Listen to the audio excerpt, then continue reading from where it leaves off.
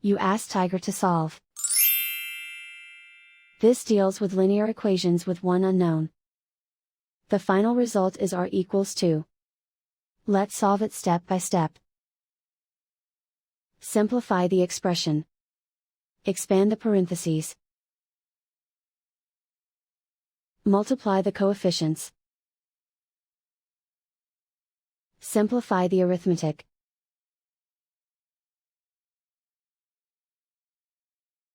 Swap sides.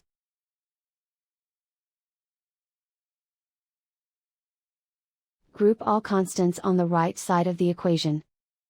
Subtract 17 from both sides. Simplify the arithmetic.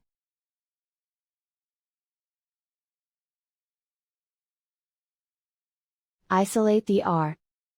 Divide both sides by -9. Cancel out the negatives. Simplify the fraction. Cancel out the negatives.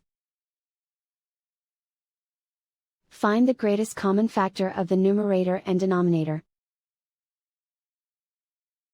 Factor out and cancel the greatest common factor. And so the final result is r equals 2.